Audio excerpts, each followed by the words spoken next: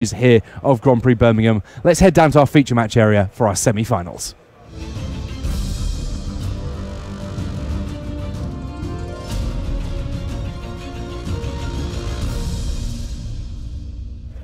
Hello and welcome to this, our semi-finals here of Grand Prix Birmingham. The format is Legacy. There are 4 players remaining. Johan de Gruyter, you see on the left of our screen there, up against Gary Campbell. Both of these decks, prison decks of varying different descriptions. Darksteel Citadel into Mox Opal here, and here is a Vault Scourge, so that Mox Opal immediately turned on the first turn of the game. But given what we know is possible with 2-mana lands in this format, how do you feel about that start from Johan?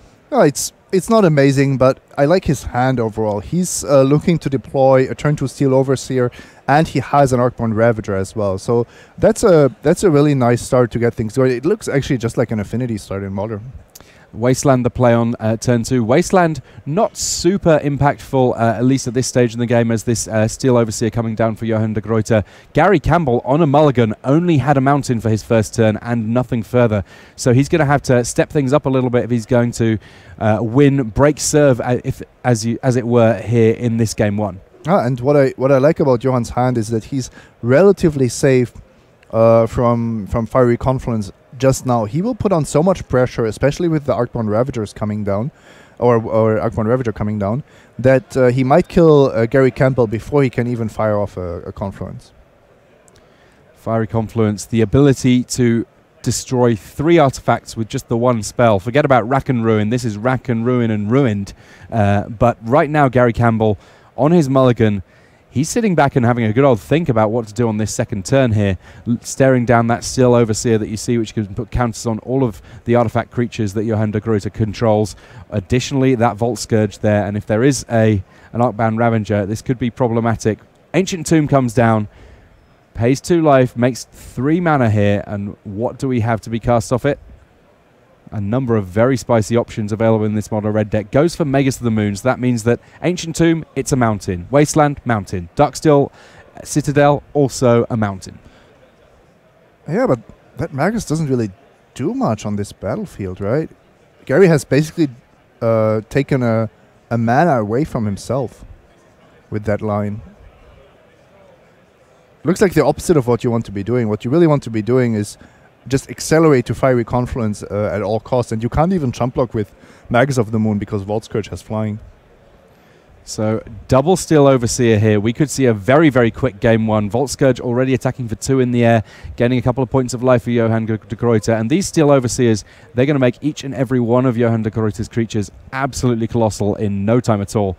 Meanwhile, Gary Campbell here, he is very much fighting a rearguard action against what's going on. And as you so rightly point out, even a Fiery Confluence to destroy 3 of the 4 artifact creatures, one of them is going to be getting a lot of counters. Well, it would still be a really important play here and give Gary a lot more chance. I like Gary's matchup in game 1, just looking at the list, because I think the main deck Fiery Confluence just really gives him a significant advantage. And both players have somehow managed to, or at least Johan has managed to not draw a single of the dead cards in this matchup, whereas Gary with his Magus of the Moon may be a bit less fortunate. Now, it looks like Gary trying to figure out how to deploy things. He has got Fiery Confluence there, I believe, and he also has an Ensnaring Bridge, which, if those creatures get too large from Johan de Gruyter, may be pivotal in buying a little bit of time for Gary Campbell to get back into this game. And he also has a Simian Spirit Guide, so I think he has everything he needs here. He just has to be really careful. He can't take too many hits here, otherwise he's just taking lethal. So exiling Simian Spirit Guide grants Gary Campbell a little bit of extra mana here. And here's the Fiery Confluence. So what are the modes?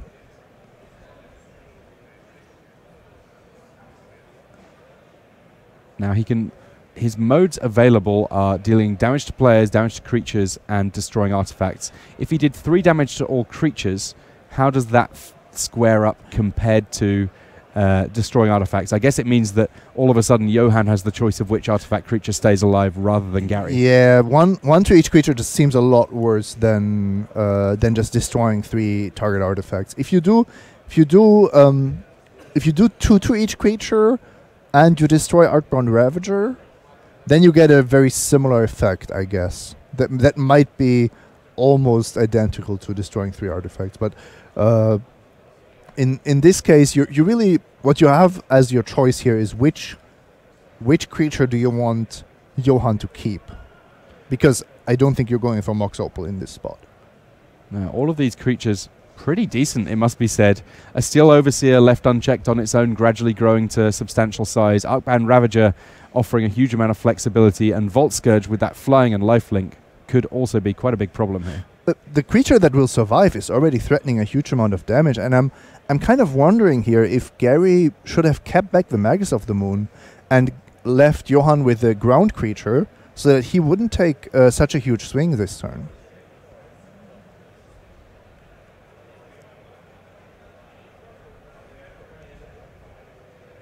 We do have a gigantic Steel Overseer all of a sudden.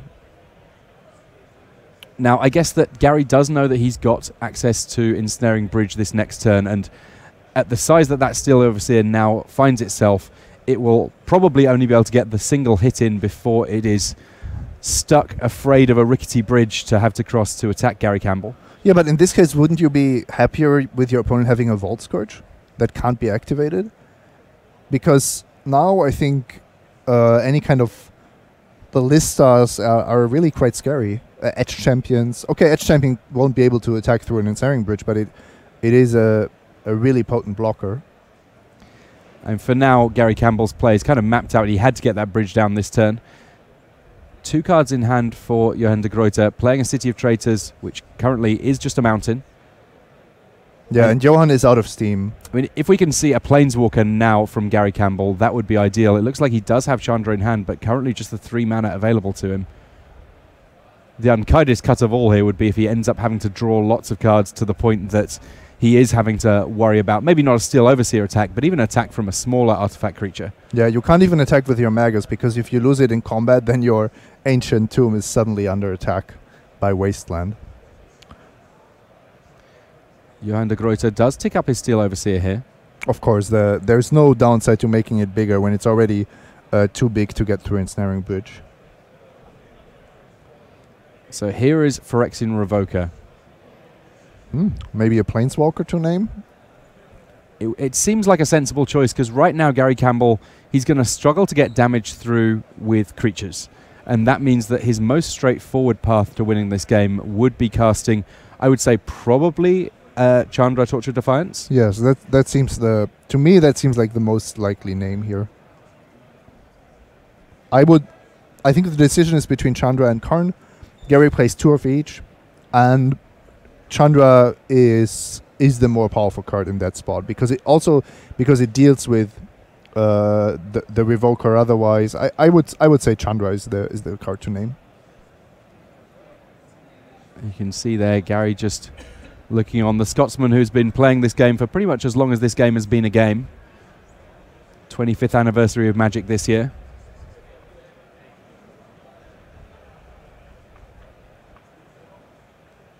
And actually goes for Hazaret the Fervent. Interesting.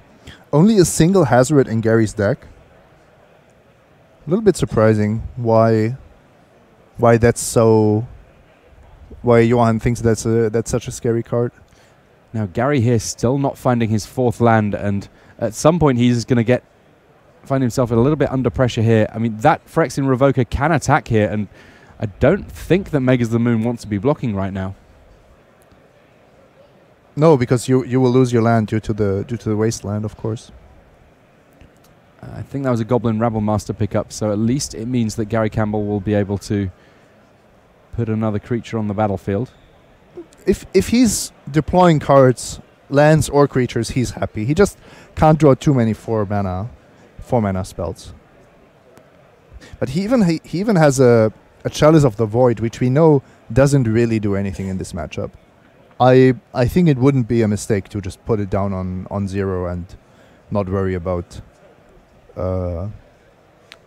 your losing a card in your hand. So this Goblin Rabble Master, it's creating goblins that are attacking straight into a Steel Overseer for now. At some point, Ensnaring Bridge stopping those goblins attacking might actually be kind of a pleasant reprieve, allowing to build up a force here. In the meantime, though, Vault Scourge coming down, that is a big deal.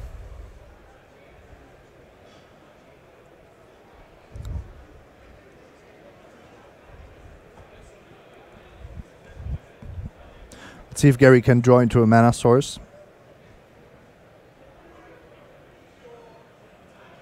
And if Gary can find lands here, I think he still does have a reasonable shot at getting out of this game. He's just in a really tough spot right now where every turn that he doesn't draw a land, not only does that mean that he's not able to cast spells to deal with what's going on, but his Ensnaring Bridge is getting weaker and weaker.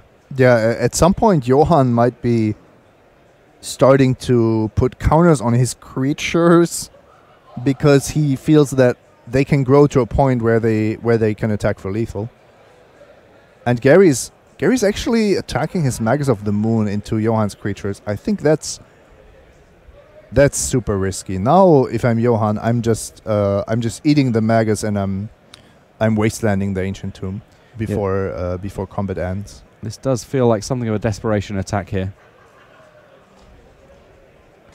Though I suppose if it unlocks Ancient Tomb and allows for a Fiery Confluence, that kind of interesting.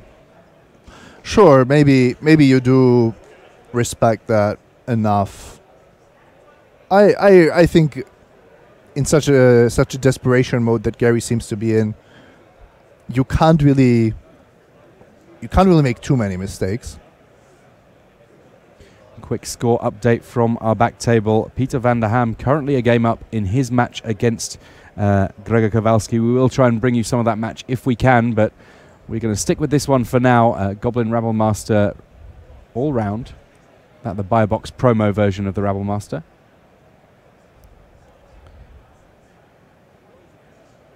And a block here on Phyrexian Revoker.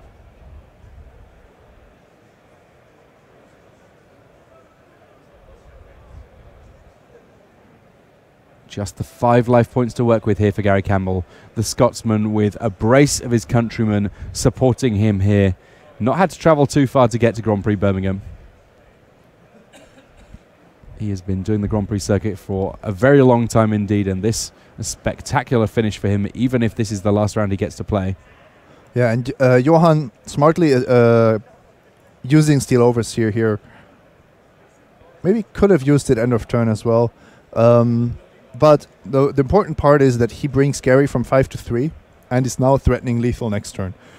If Gary has 2 cards in hand, Volskirch will attack and will be able to get pumped by Steel Overseer. Gary needs to draw a mana source to cast Fiery Confluence, and if he does, he might suddenly be favored to win this game.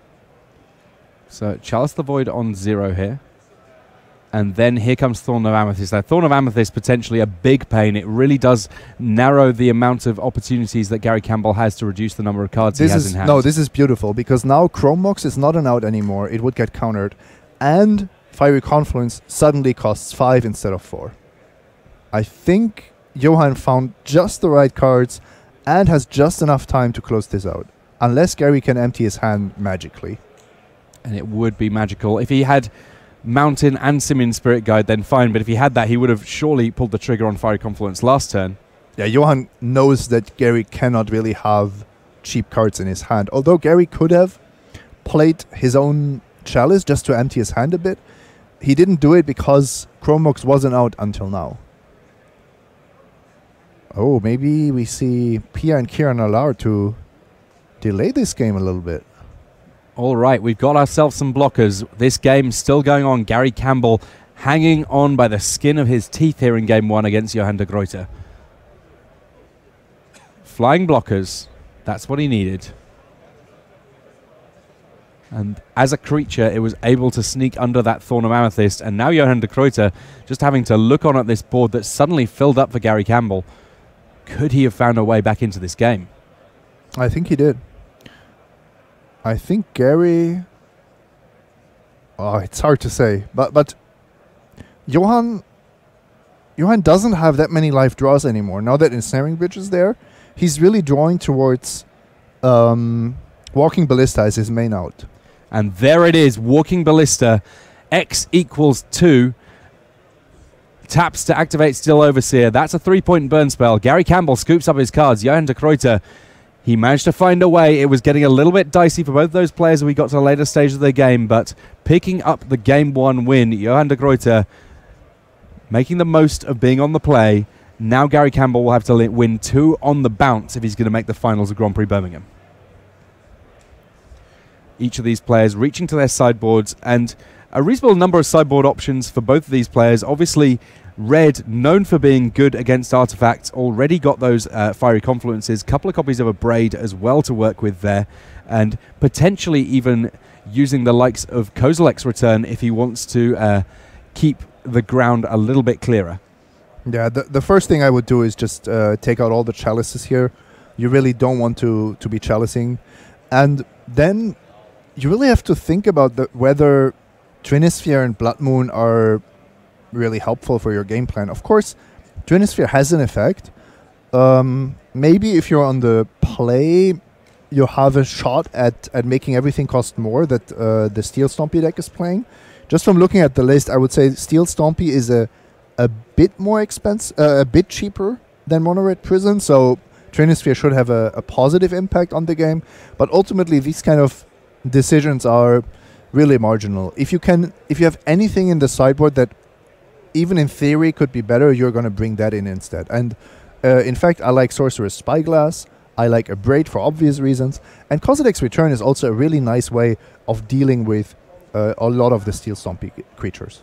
Now, one card I want to ask you about a little bit here, Simon, just to get a feel for where it's positioned for Gary Campbell, is Scab Clan Berserker.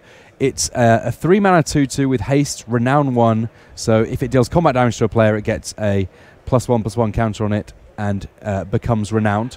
Once it's renowned, whenever an opponent casts a non-creature spell, they take 2 damage. Whenever an opponent casts a non-creature spell.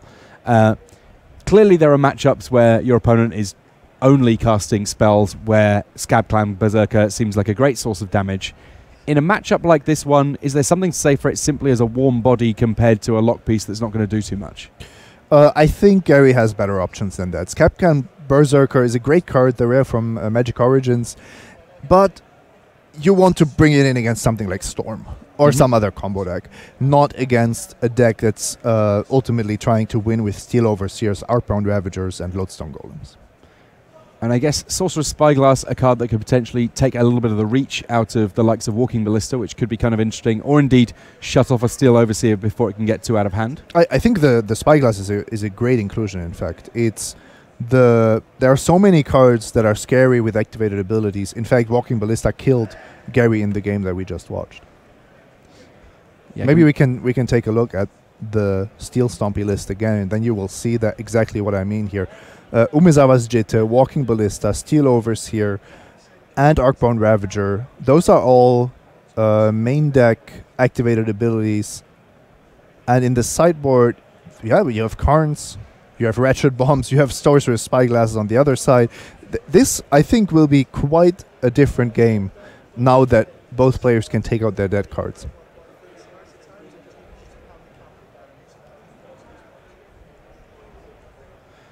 So a few interesting options available in the sideboard for Johan de Gruyter's Steel Stompy. Obviously, his deck very focused on permanents because not too many colorless spells out there. But there's both removal in the form of Ratchet Bomb. He has his own copies of Karn Scion in the sideboard, so we know that we're going to have some Karns in the finals one way or another. He's then got things like Spellskite, which can potentially redirect some of the targeted effects that Gary Campbell's working with. Which ones are really priorities for you in that sideboard? I like the Karns. I'm thinking whether Ratchet Bomb could be an option just to be able to deal, for example, with an Ensnaring Bridge. And Sorcerer's Spyglass, not so much. I think, well, if you're really scared of the Planeswalkers, you bring it in. The card I'm still most concerned about is Fiery Confluence, and none of Johan's sideboard stops the Confluence. So that's kind of the big question mark to me. How do you attack Fiery Confluence if you can't handle it if it resolves? So one way of doing that, I think, is Wastelanding.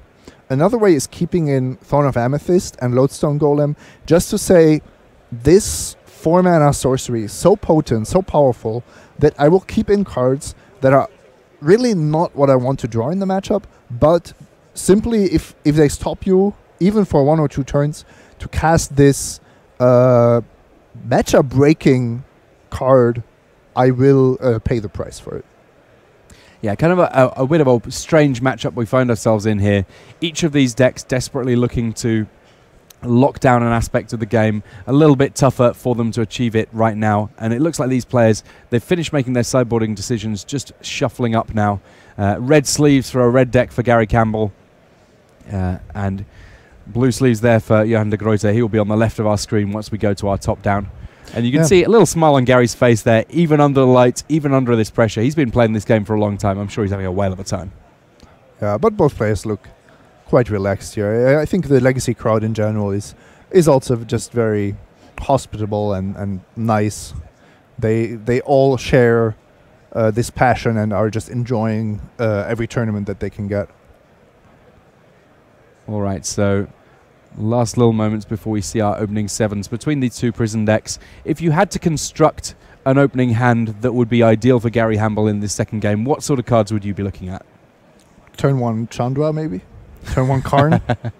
I mean, I laugh. It's not that difficult. It's basically we're saying that we need some combination of a land that taps for 2, probably, and then either Simian Spirit Guide or a Chrome Mox. Exactly, and I think this, just the potential for this kind of brokenness is more important than having something like Blood Moon, which, sure, we can draw up scenarios where that's relevant at some point in some game, but ultimately coming out of the gates faster than your opponent and doing the more powerful things is what counts. And I think Simian Spirit Guide, Chrome Mox, what is it on the other side? Lotus Petal, Mox Opal.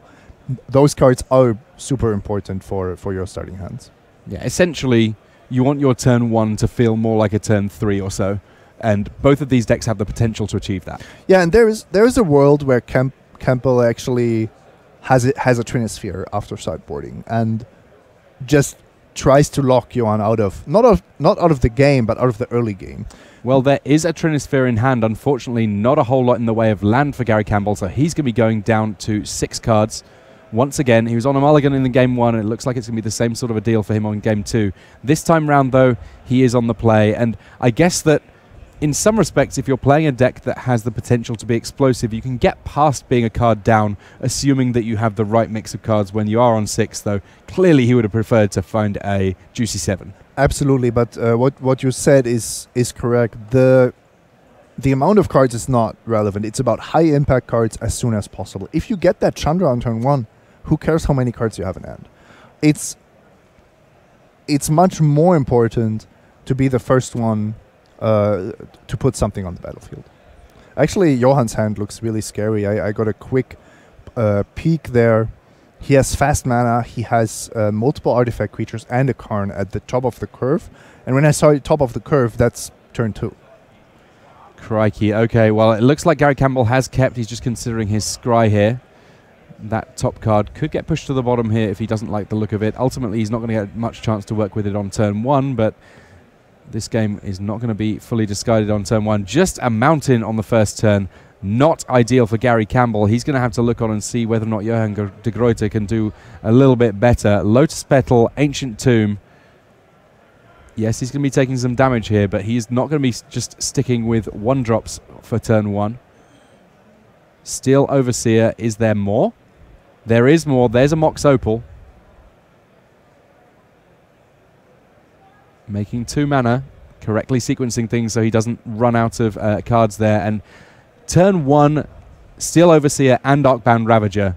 You'd be hard pushed to achieve it in Modern, but in Legacy, this is the reality that Gary Campbell finds himself up against. This Steel Zombie deck, this match at least, has been super impressive, and it's not going to stop there. The next turn is going to be absolutely brutal for Gary, who, to be fair, has had a pretty weak start, it looks like. And, you know, I'm not a fan of this Magus of the Moon. I think it's just underpowered, considering what both players are trying to do. Yeah, it's a Grey Ogre that does not do anything to stop the coloured mana concerns of Johan de Gruyter. He has none of those concerns to begin with.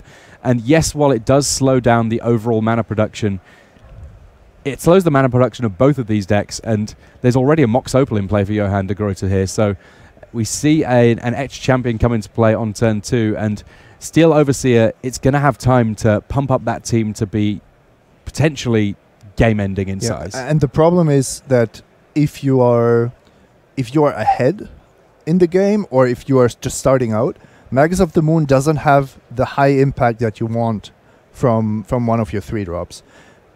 For example, Twinisphere would have been a, let's say, better try, although it would have also been too late.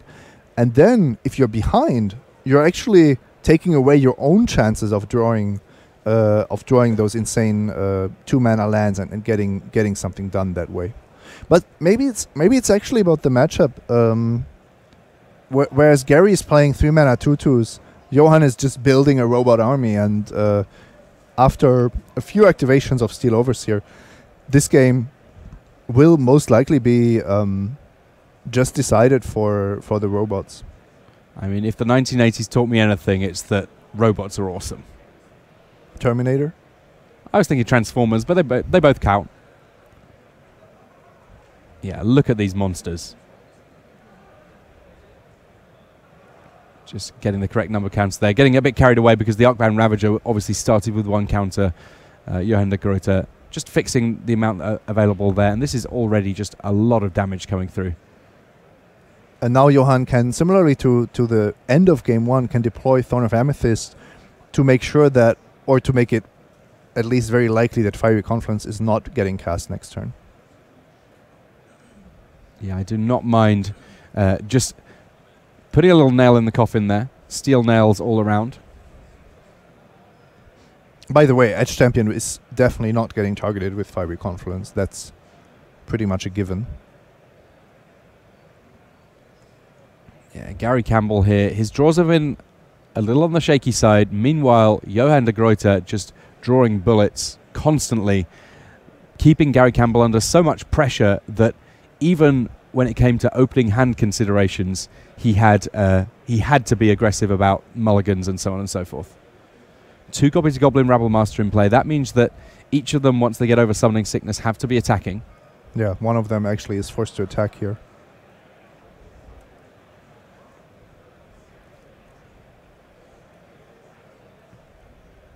A little bit of offense on Gary's side.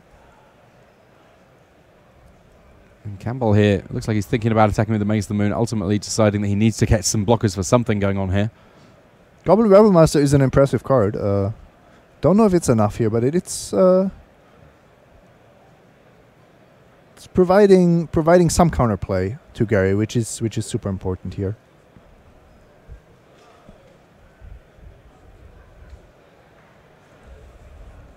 Johan here figuring out how much damage he can afford to be taking this turn. Yes, it looks like he's favoured in a race that goes long, but if he does let that Goblin Rabble Master continue attacking alongside its buddy, there's going to be an impressive amount of goblins attacking, and that means that each Rabble Master will be pretty sizable in future turns. Exactly, and the big question to me was actually if you want to block the Rebel Master, but then your offense does look quite a bit weaker. I don't understand not blocking a Goblin token though. That seemed like a free block to me. Yeah, I guess that he was potentially so busy thinking about the Rabble Master that the Goblins themselves seemed inconsequential by comparison. Sure, but as we all know, playing against Rebel Master, these Goblins are actually the most relevant thing because they pump up everything else and so on. But now what Johan has actually managed is there will be 2 Goblin Rebel Masters on the battlefield. Both of them force each other to attack. So Edge Champion is actually in a pretty good spot here, sitting back maybe, eating a Goblin Rebel Master for free. So it looks like Johan here just stopping to figure out how much damage he can represent with the Arcbound Ravager he has in play and the extra artifacts that are sat lying around. I don't think that he can be worrying too much about actually winning the game this exact turn, but given the amount of offense that these Goblin Rabble Masters represent, worth at least considering. Interesting attack here if he goes for it with the Etched Champion, because it is the best blocker for these Goblin Rabble Masters. He should really stay back. This is actually, he's done enough for the turn. He should just pass and make sure that he doesn't somehow expose himself to dying to multiple Goblin Rebel Masters.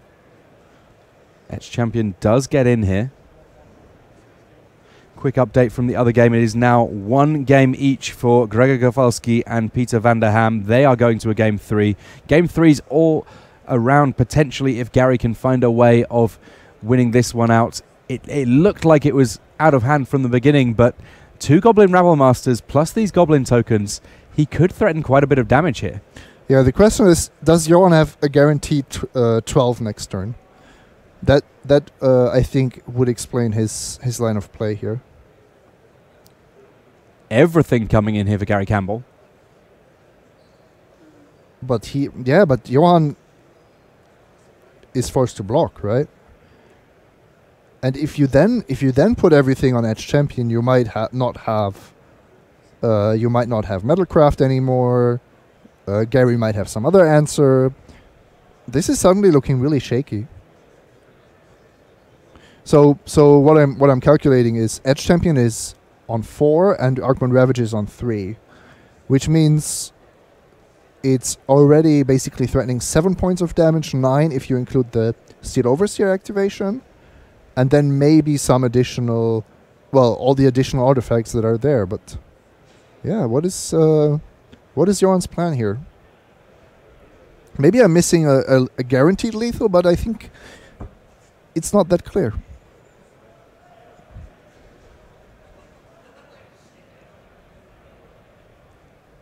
Five. That's 10.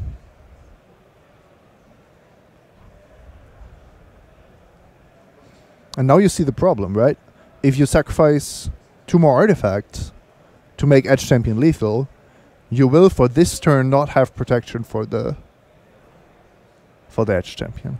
If you make it a 10-10, you don't have lethal. So a lot of damage going through here.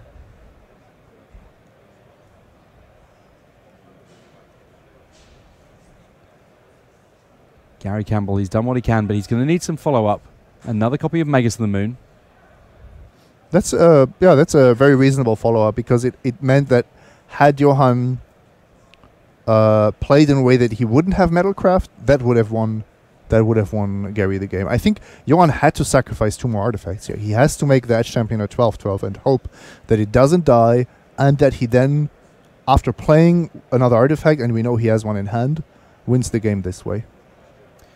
So attacks here from Edge Champion do allow Johan de Gruyter to kill off creatures, but or alternatively, I guess, gain 4 life. But all of a sudden, this game feels a lot more complicated than it perhaps could have if Johan had held back a little bit more early doors. I think Johan left himself dead on board. He didn't know about the Magus, but that wasn't there wasn't even a strong play by Gary. That was actually one of the weaker plays that Gary could have had. And now Johan is looking at, well, he can attack for 10. Gary goes to 2.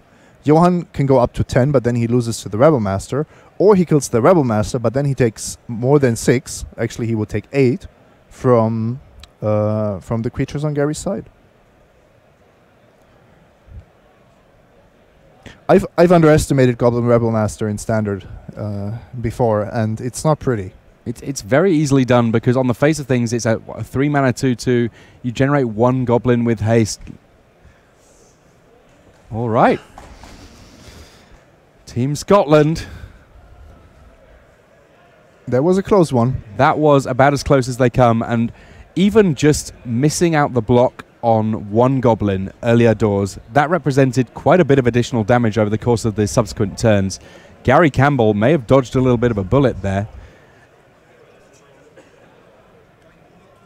We're going to have a very quick look on the other game just as these players shuffle up for their game 3. Do not worry, we will get a chance to see more of Johan de Gruyter and Gary Campbell as soon as they're ready to get things going. But while they're shuffling, we do know that we already have a game 3 going on between Peter van der Ham and Gregor Kowalski. And we will hopefully get a chance to see just a little bit of that as we prepare for the last game in this semi-final. Yeah, and I have to say the Grixis Delver Mirror is something to behold. Just the intricacies of the matchup. I hope that we can get some of that on camera soon, and then of course we will have at least 1 Grixis Delver deck in the top. Well, we will have exactly 1 Grixis Delver deck in the finals. And indeed, exactly 2 copies of Karn Sanaversa. It looks like this semi-finals, comparatively early doors there. We've got a transformed Delver of Secrets already, an Insectile Aberration. facing down against Deathrite Shaman. The classic matchup in some respects, defining of a lot of what Legacy is all about these days. It looks like Peter was looking for lands with that turn 2 Ponder. Didn't find any. He is holding a lot of spells, though, of course. More Ponders, Pyroblasts, and I believe the Wild Slash. The Wild Slash, kind of an interesting one. I'm not 100% on the specifics of where that's employed at its best. Forked Bolt, probably something I would expect to see a little bit more in Legacy in general. I think so too. I think it's a bit surprising to see Wild Slash over Forked Bolt. You need to have a Gurmag Angler in play, and then the uncounterability needs to somehow matter. I don't see that being a huge upside, but it is instant speed, so you can't really say that one is strictly better than the other. And to be fair, even if I'm not in love with that one of, I am very keen on the main deck one of Bitter Blossom that Peter van der Ham is working with. I think that it just offers a really interesting additional offensive threat that can sometimes represent, I guess, a force field against a big creature coming from the other side of the table as well. Yeah, and that can actually pose a threat that's almost impossible to handle for something like Grixis Delver. So Kowalski, the one that is early doors ahead on land here, not just because he has multiple lands in play, but he also gets the opportunity to use his Deathrite Shaman to accelerate things out as well. In this deciding game, that may prove decisive. Going for a Spell Pierce on a Ponder, that really signaling to me that Gregor does not want to let Peter van der Ham have an easy game 3 where he's able to hit his land drops. If he can get a cheeky win simply by his opponent not able to find that second mana, he'll take it. Absolutely, and keep in mind that every draw step is also a draw step towards wastelands or towards cantrips to find those wastelands. And in a mirror match, you have to find ways to attack your opponent. Maybe even knowing about certain sideboard cards, certain cards in hand. For example, this Bitter Blossom. The best way to deal with Bitter Blossom is to not let your opponent cast it. So here Gregor gets to see exactly what's going on. There's a Spell Pierce in hand, a Pyroblast, that Wild Slash. They're all castable. Right now, Bitter Blossom and Gurmag Angler alongside True Name Nemesis. Not so much of a worry from an immediate casting standpoint, but all of them will be carefully noted by Kowalski, who's very keen to make sure that he plays this game as technically well as he can, make it his way all the way into the finals here at Grand Prix Birmingham. The thing you have to realize here is that while Kowalski is ahead, he is not really applying pressure to Peter. So by countering these cantrips, he is in fact kind of losing the late game already. He has to get something going. Okay, we've heard that the other match is just ready to kick things off, and given how important the early turns are here, do want to see that from the start. Looks like Johan de Gruyter kicking things off with Mishra's Factory into Vault Scourge. He's got a Mox Opal, which he puts into play straight away, even though Metalcraft not assured unless that Mishra's Factory does get activated. And now we get a chance to see what Gary Campbell can do on his very first turn of this deciding game. It looks like Johan mulliganed this time. You can see that he's only holding 3 more cards in hand. Spellskite, Inventor Sphere, and Wasteland. Not nearly as powerful as the second game. And a full 7 cards to work with for Gary Campbell. Starts things off with an Ancient Tomb. And it looks like we're going to be seeing a Chrome Mox here. The Grand Prix promo version. Exiling Chandra, Torture Defiance. That already sending a little bit of a message. Chandra, one of the more potent cards in this entire matchup. Well, that means something. If you're exiling Chandra, even though you could cast her, there is a Simian Spirit Guide in Gary Campbell's hand. What are you holding? Now I'm curious. Well, we're all curious, but I think that we're all going to see the payoff relatively soon here. The fact that Gary Campbell got this far means that we're likely to see something pretty impressive here, I would guess. 3 mana. Is this a Trinosphere? Is that even better? I'm not... No. Is it an Ensnaring Bridge? No. Is it a second Chandra? Oh, here's a Simian Spirit Guide. Hazaret the Fervent on turn 1. I'm interested. Color me interested. Get down your Indestructible God good and early. Already lots of cards out of hand. Is this better than a turn 1 Chandra, though? I don't think so. Of course, this Mishra's Factory does make Chandra a bit less attractive, but why not keep both? Why not Why not try to do everything? Chandra actually generates mana, so if she survives the turn, you would be able to deploy more threats thanks to her mana ability, which I think is one of the most powerful of her abilities, actually. So Sorcerer's Spyglass coming down now. That would have punished the Chandra quite considerably. 2 copies of a Braid in hand. They're going to be key, along with an ensnaring bridge for Gary Campbell. He's got the tools that he needs here. Really, really, really interesting. There were a lot of different options in turn 1 of this game. You could have even imprinted Simian Spirit Guide to play more of a value game, kept both of your braids and your 4-drops. Yeah, a lot of decisions. We will find out how they end up panning out for Gary Campbell as these turns continue.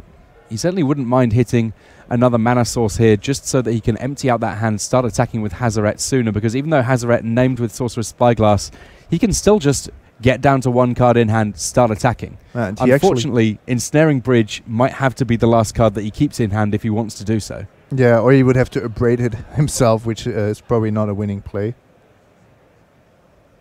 City of Traitors. Just the 1 red mana source for now.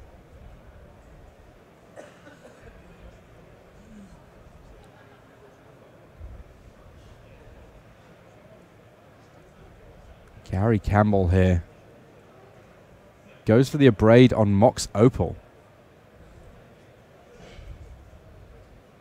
At some point, I wouldn't hate an Abrade on that Sorcerer's Spyglass just so that Hazaret can keep doing his thing. I'm surprised because that Mox Opal was not really doing anything. Johan was not... He didn't have a super explosive hand, but also he wasn't signaling any mana issues. So you are not preventing Johan from playing any of his spells in his deck, I believe, by abrading Mox Opal. So Mishra's Factory getting activated. There are 2 cards in hand, which means that Hazaret cannot block. Exile Simian Spirit Guide. Oh, getcha. And here comes the Wasteland on Ancient Tomb. City of Traitors. Yes, it taps for 2 mana, but as soon as Gary Campbell plays another land, he will have to sacrifice the rare land from Exodus.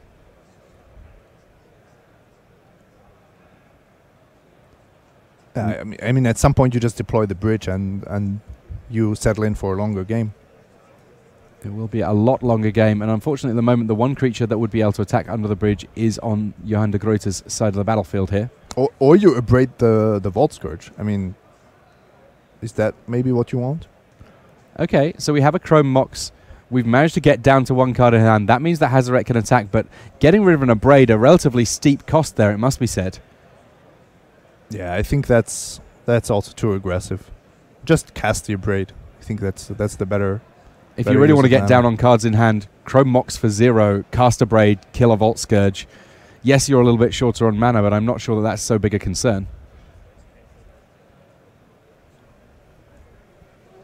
So Ancient Tomb tapped alongside a couple of other lands. That means that I think that we're going to be seeing Khan Sign of Urza here. It has arrived. Took us a while, but here it is. Straight from Dominaria. For those of you who've not had a chance to play with Khan too much just yet, we've seen the +1 ability here. Reveal the top 2 cards of your library. An opponent chooses 1 to put in your hand. The other one gets exiled with a silver counter on it. The easiest way of doing that, essentially, exile it underneath Khan. -1 to put one of the cards underneath Khan into your hand. -2, then we start creating constructs that get +1/+1 for each artifact you control. They are themselves artifacts, and obviously this Steel Stompy deck has plenty of other artifacts to mean that actually those creatures are pretty large. All right, Sorcerer's Spyglass from Gary Campbell here. That will be enough to shut down Khan. Both cards, in fact. Another one was revealed.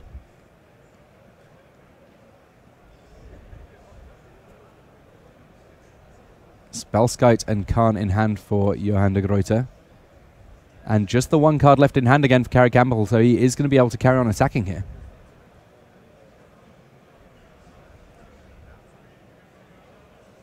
Hazard not doing too much on blocks. Might as well get in there for some attacks. Johan de Gruyter dropping to single-digit life totals. We know the exact card left in Gary Campbell's hand is an ensnaring bridge that he doesn't really want to cast here because he wants to simply keep attacking. Yeah, which means he needs to cast every other card he draws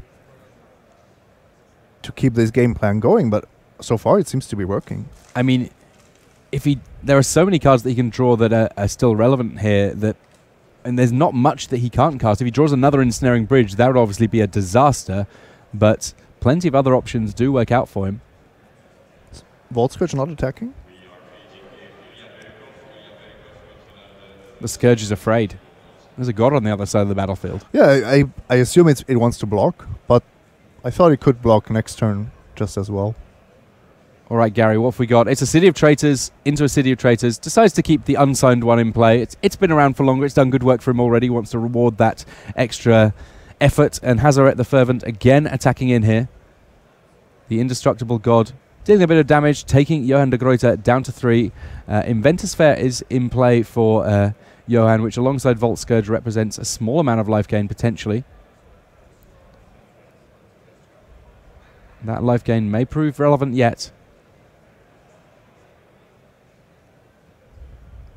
The beginning of your upkeep, if you've got 3 or more artifacts, you do get to gain a life, and between Mox Opal and the Vault Scourge, Sorcerer's Spyglass, that's just enough. Khan as a Planeswalker does not count as an artifact, which ultimately, while it might be nice in some circumstances, you don't want Khan shattered, so I think it probably works out that Johan doesn't mind too much. Yeah, a little bit of a flavor violation, but we'll let it.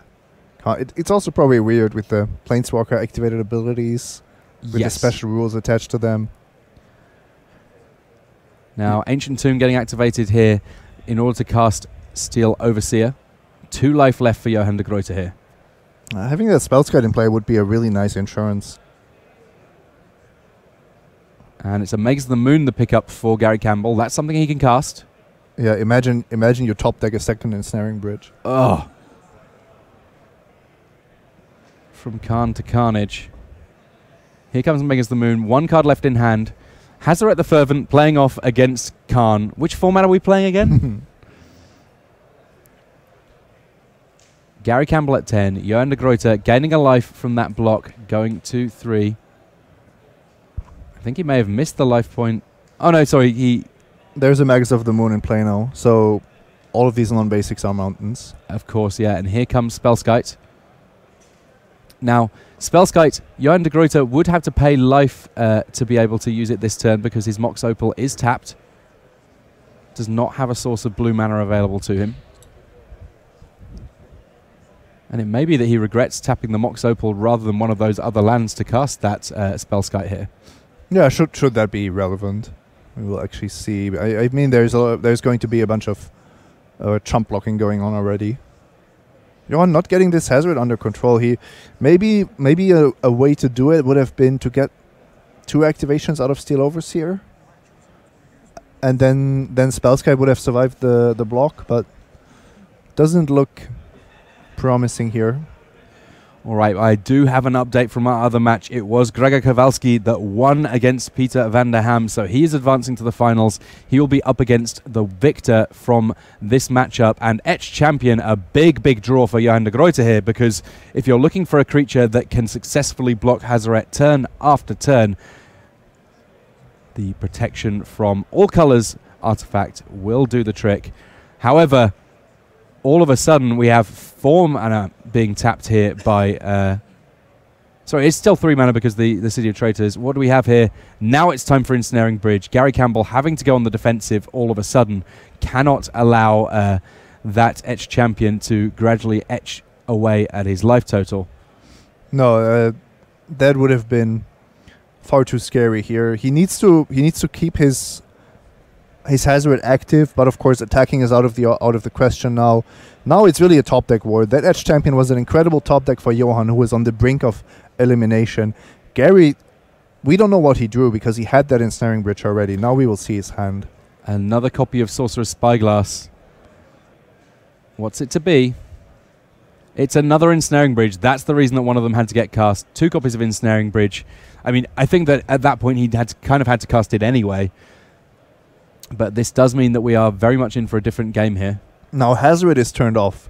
So who's winning this late game?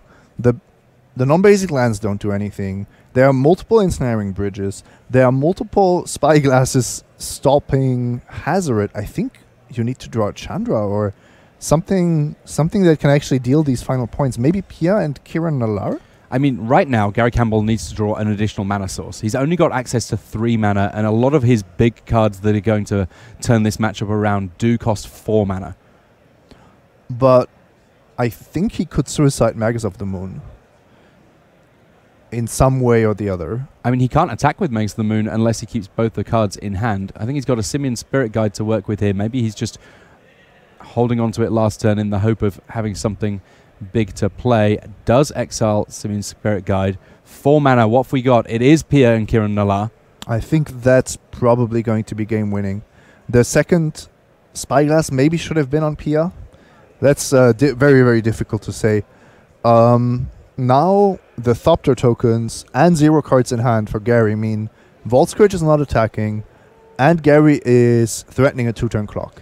Yeah, he can pay 3 mana and sacrifice an artifact to deal 2 damage to any target. There's no Spell Guide in play just now, and that means that with 3 life remaining, Johan de Gruyter, he's going to have a good draw here. He shows off Khan, he shows off a Wasteland, and there's the handshake. You hear the roars of appreciation from the crowd. A lot of Gary Campbell fans, a lot of Scotsmen here that have travelled down alongside Gary Campbell to play in this event, and they will get a chance to see their countrymen in the finals against Gregor Kowalski. A really interesting game there. So many different lines that Gary Campbell could have taken with that hand, which was an absolute powerhouse. He had so many options on turn 1. He went with Hazaret. There were moments that it looked kind of dicey, especially when that Hazaret activated ability got stopped, but he was able to get there, and we will be seeing more of Gary Campbell, we'll be seeing more of Khan, we'll be seeing more of Gregor Kowalski in our finals soon enough. Raf and Riley will be there. Let's have a look at the final bracket, see how they got there.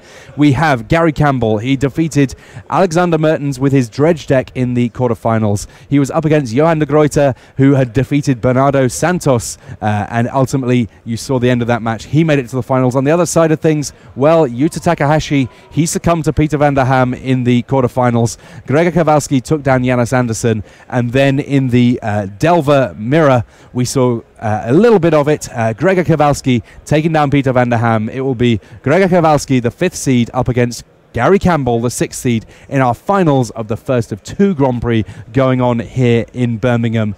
There's only one more match of Legacy, but it's going to be a great one. We're going to get to see Khan. We're going to get to see all of the lock pieces. We're going to get to see whether or not Delver of Secrets can get past them. We're going to get to see it all in just a few minutes here from Birmingham. We will see you very shortly.